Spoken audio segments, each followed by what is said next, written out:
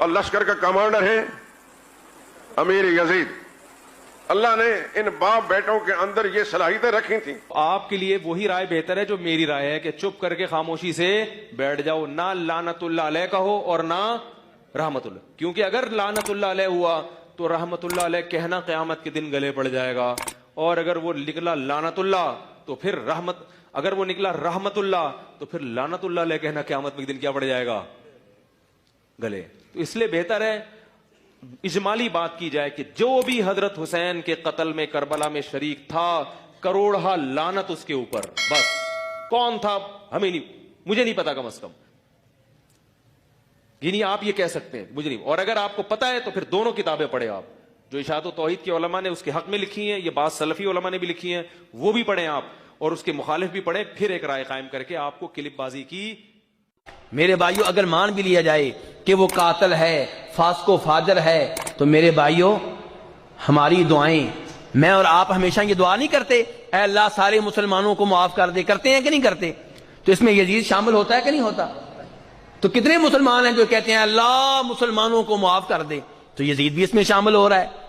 اور اگر آپ کہتے ہیں کہ یزید اس میں شامل نہیں ہے تو یہ تو آپ بات مانیں گے کہ یزید کے اوپر ایک وقت میں, ایک دن میں ہزاروں لاکھوں لعنتیں ہوتی ہیں, ایسے ہے کہ نہیں ہے؟ اور یہ ساری لعنتیں, یہ ساری گالیاں روز قیامت اس کے لیے نیکیاں بن جائیں گی. کیا بن جائیں گی؟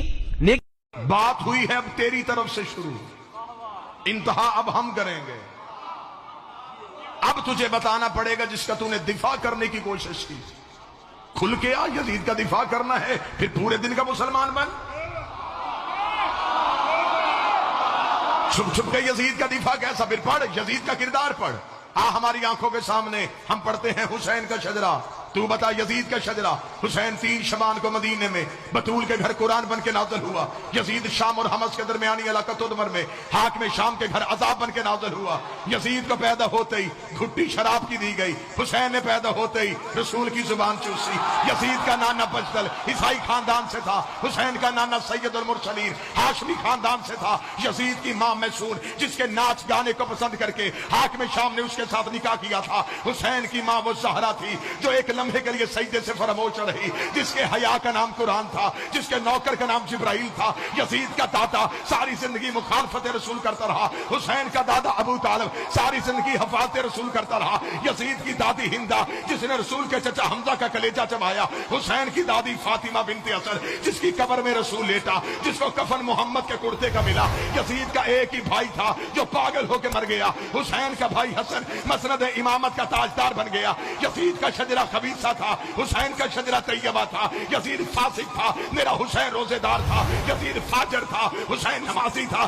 اس لیے 26 رجب کو ولید کے دربار میں کھڑے ہو کے حسین نے یہ جملہ کہا تھا, اور ولید لکھ یزید سے میں تیری بیعت کروں تو کروں کیسے؟ میرے بابے جیسا تیرا بابا نہیں, میرے دادے جیسا تیرا دادا نہیں, میری ماں جیسی تیری ماں نہیں, تجھ جیسا میں نہیں, مجھ جیسا تو نہیں.